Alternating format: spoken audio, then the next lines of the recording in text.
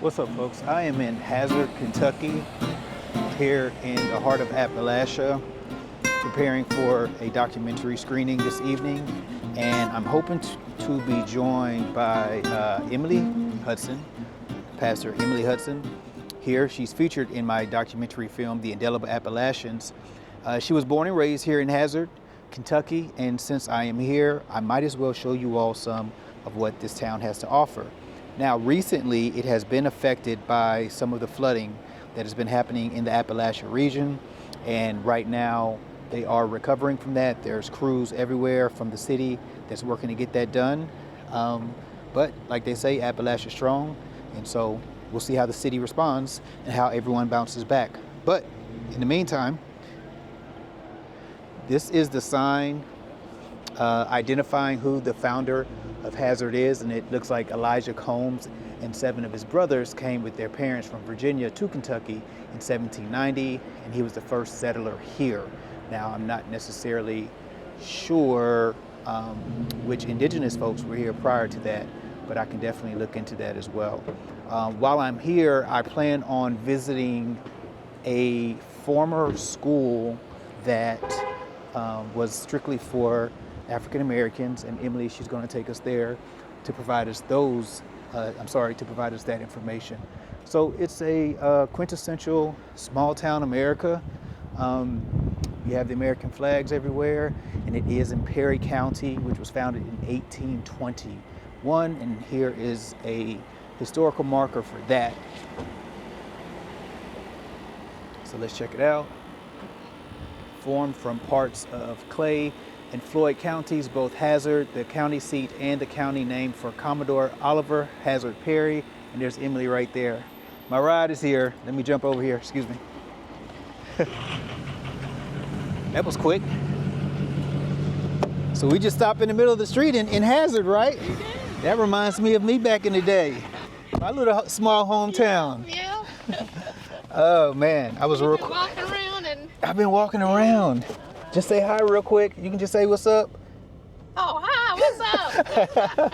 So this is the beautiful young lady that I was telling you all about in the beginning of my recording of what's going on downtown and the recovery efforts from the flooding and everything.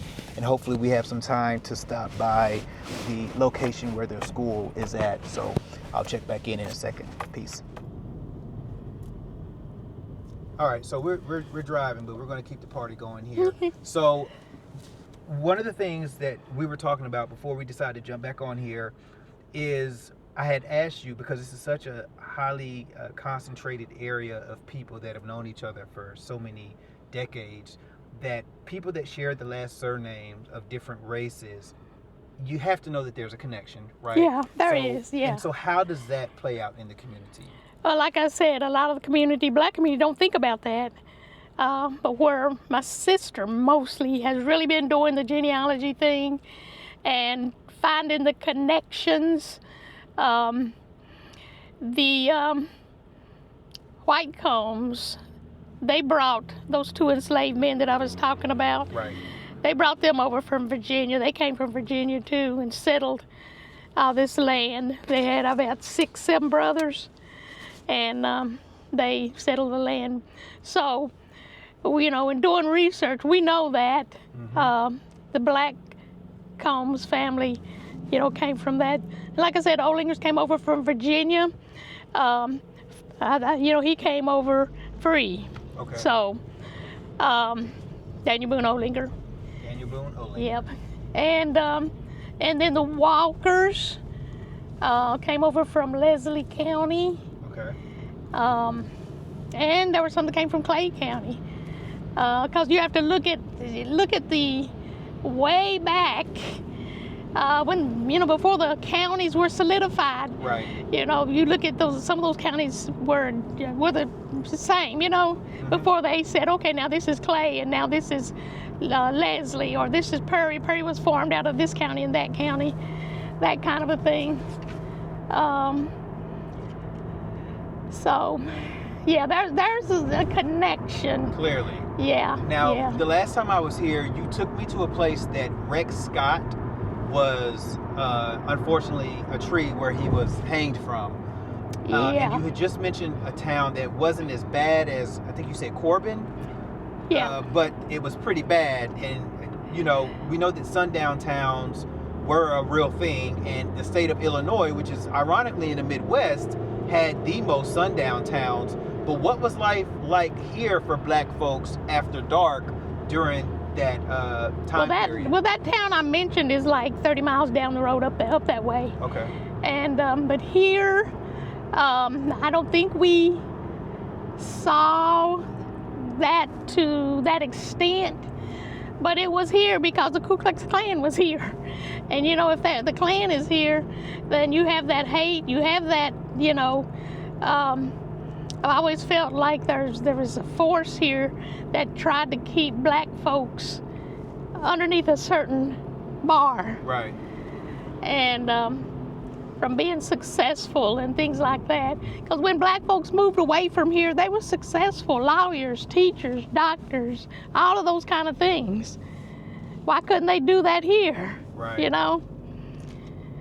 So. No, I mean, there's a lot of truth to that.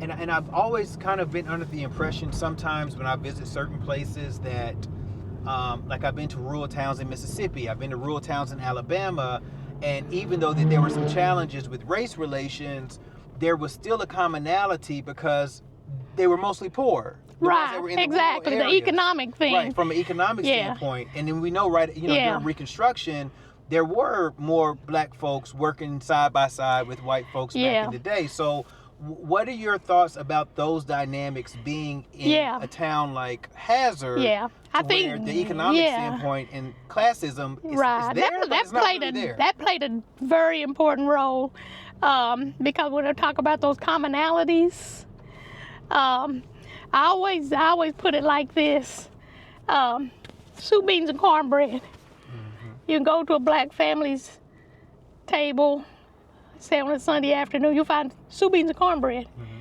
You go to a white family's here, their table, you'll find soup, beans, and cornbread. Mm. Their sides might look a little different, you know, but those kind of staples were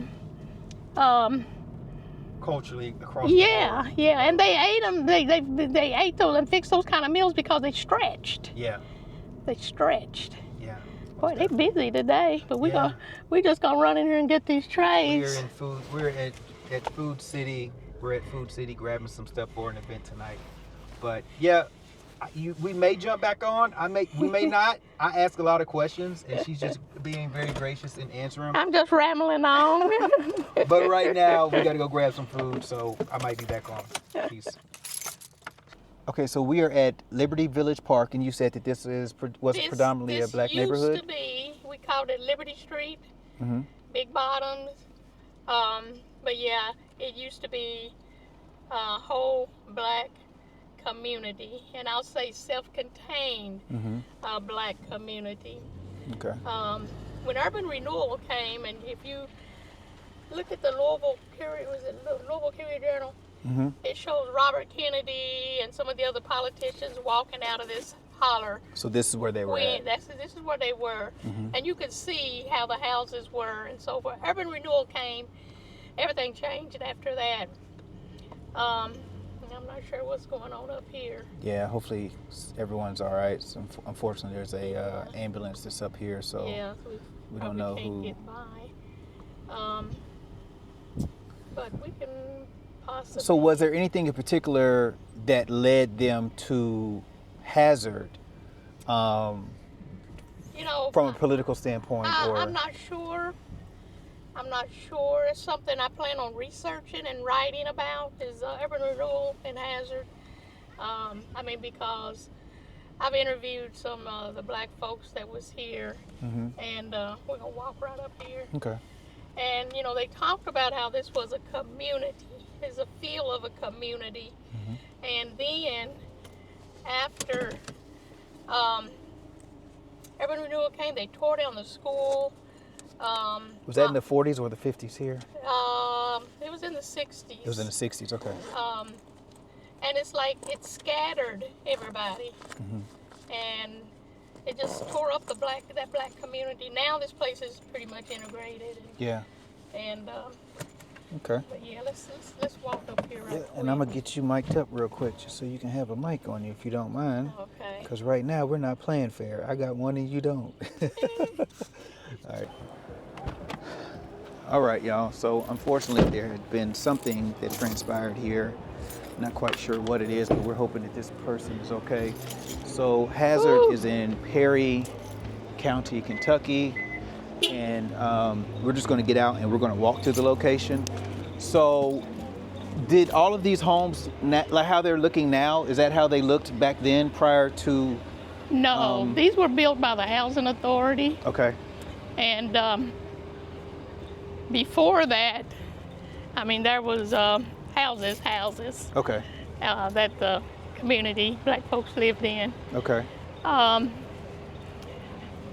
And I say a self-contained community. The school was right up here. Mm-hmm. Now, with the memorial wall, I'll show you that. Yep. And right across from the school, on this side, was a, let's see, handy store, the grocery store kind of thing. Sure. Way on up was a church. And, you know, it's like nobody remembers the name of the church. But it was a holiness church. I Hey, do how know you doing? that. We're not sure. Somebody's in there though. Hopefully they're Yeah. okay. I'm not quite sure. Don't know. All right. So there were businesses that were along this stretch of road. Yeah, it was just a store Okay, a store. and a school. You see that wall right there? Yes. That's the remnant of Liberty School. Really? So did it come out this way, or did it? I'll have to show you a picture. Yeah. Yeah. Cause it faced this way. Okay. So the people that were here, because when you talk about Kentucky and you talk about Appalachia, and again, even the film in which we're showing tonight, a lot of people don't think that black folks are from Appalachia or Well, lived in Appalachia. Were these descendants of formerly enslaved individuals that created this community? That's a long story. Okay. But a lot of the black folks don't think of themselves as Appalachian. Right. And so this is the memorial wall, Liberty School. A lot of the black folks came up from the southern states to work in the mines. You know how that story goes? Yep. And a lot of the teachers came in from other places. There might have been 3 or 4 homegrown teachers. Would they get recruited from other places, or how did that? They just came because they were looking for teachers. Yeah. And if you go on to our Facebook page, and well, it's a different Facebook page other than our organization. I created one called Friends of Liberty. Okay. If you go on there, you will see all kind of pictures. Okay. From their pictures from their yearbook and different reunions, because they would have Liberty High reunion and people that would come back Okay. because they had all migrated to the northern cities. Okay. Now, did you find all these pictures in the archives, or is this something that you always had in your personal collection? Kenneth Combs' collection. He was a graduate of Liberty. He was a historian.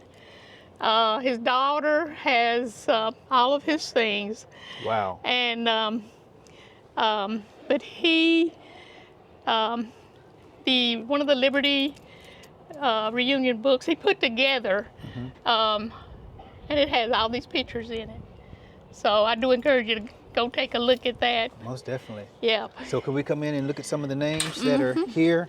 Now, I'm sure that these last names are names that you are associated with, or you definitely know how they're connected to the town, correctly? Would that be correct? For the most part. What are some of the names Some of on them, here well, that the are? Combs. The Yep. Combs is one of the founding families, black families. Okay. There's one right there. Mm-hmm. Mabel. There's Mabel Combs. There's a bunch of Combs. We're working on a project exhibit called First Families. Okay. That sign that you were filming downtown about Elijah Combs.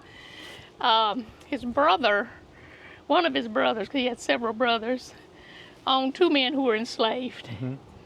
And these two men, once they were released to their freedom, they were able to buy land. Okay. Over on Town Mountain. They bought land. They had a sawmill. They farmed. I mean, they were doing everything. They built a lot of the houses that's up there. Really? Yeah. And then the other family, you'll see Olinger. Yep. Here's one right here. Jargon. Hazel Olinger. Olinger. Hazel Olinger Jarnigan. Jarnigan. Yeah. And the Hazel Olingers Jarnigan. came up from Virginia. Okay. And Daniel Boone Olinger. Where's that at?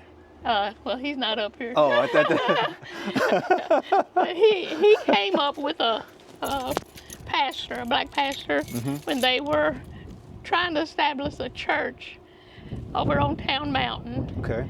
And eventually they did it, and it was the first black church. The oldest, it's the oldest black church today, 130-something years old. But he came and he saw that blacks could own land. So he went and got his family and moved up here. Yeah. Were there free people of color in this community as well? In the I think so. Okay. A lot of, there were several families, there were Walkers. They came over from Leslie County. So, you know, Leslie County today is majority white. And back in the day, there was a black population there. Okay. Black businesses. Wow. That's another, we got Something a lot else you of guys research, gotta a lot do. of things to do. Yeah. But anyway. Now I see that this right here said it's constructed with cooperation with the Works Progress Administration, Kentucky. 1936. That's when the 1936. school, and that's probably from the original school. Okay. That's when the school was built. Okay. And before 1936, see, Liberty is not the first black high school in Perry County. Okay. The first one was called Higgins High, located in Vico, about 12 miles up the road. And it was a black preacher who donated the land. Last name was Higgins. I can't really remember right now. My mind is. But he donated the land. Ain't that something? Yeah. He had land to donate. He already had land to build this donate. school, Higgins Yeah. High School. And again, excuse me, if you go out on our site, you should see a couple of pictures from back then. That was 1928. Wow. And they bused the black students up to Higgins High. When the numbers got so big, they said, well, we'll build one here in Hazard. And so Okay. that's when they built Liberty in 1936. Okay. Now this is a name right here. Where is it at? I saw it just a second ago. This last name. Cornett. Yeah. Yes, that's another popular name. That's another popular name around Yeah, here. with their families. Yep. Okay. Walkers, Cornetts. Very popular. How much did this community depend on the coal mines? Oh gosh, a lot. Did any of your family work in the coal mines? I had uncles.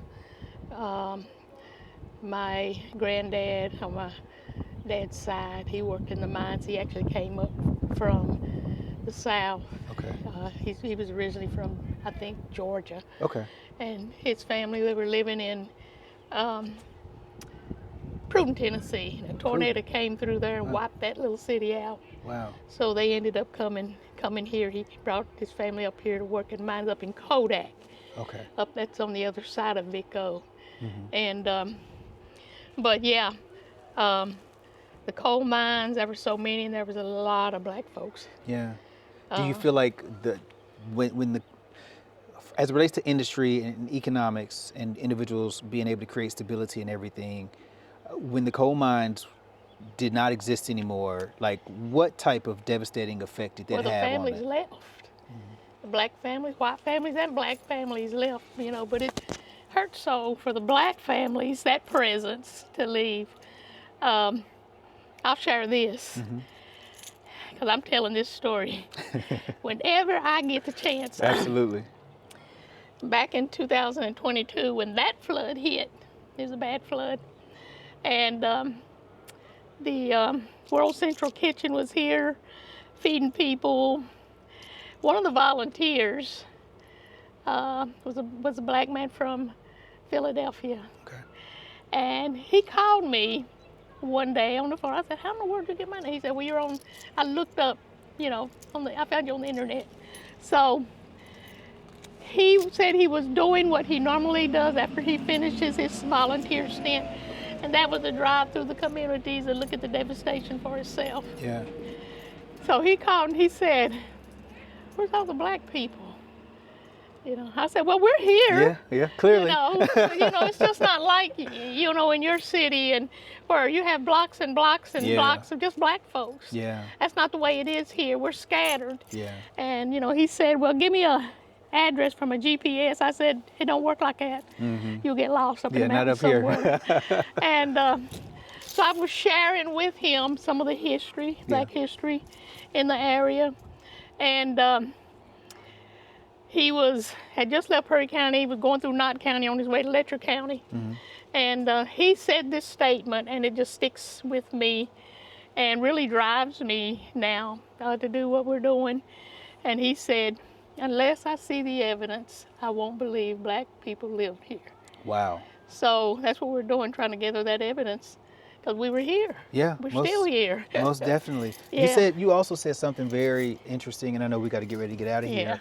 But you said that most black folks here in Appalachia don't even consider themselves Appalachian.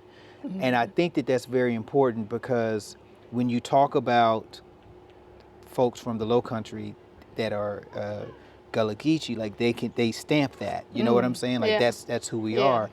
Do you feel that because of the different stereotypes in Appalachia that black folks don't feel as if they fit, because it's typically what are your thoughts on why? It may be because the perception, the media perception and all of that is hillbilly. Yeah. Like that and well, black folks ain't gonna identify as that. Yeah. But the question becomes, what makes you an Appalachian? Is it because where you live in the Appalachian region? Or is it the culture, traditions, and so forth? And one of the things that I've been working with is showing the commonalities. Between the African American culture and the Appalachian culture. There's a lot of commonalities. Most definitely. Yeah. Most definitely. Well, listen, I thank you for giving us this quick tour of where Liberty High School was. I'm sure it, like many communities, was just a stalwart in the community, such a staple that provided substance as well as just a safe place. And so... and the teachers, they taught their students to respect others. They taught their students about their heritage and history and their worth, that they are somebody. And, that's the way that the teachers are. We don't have any black teachers here now. Wow.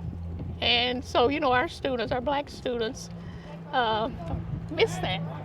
They're missing that part of seeing someone like themselves, and teaching and encouraging them that they can, do things.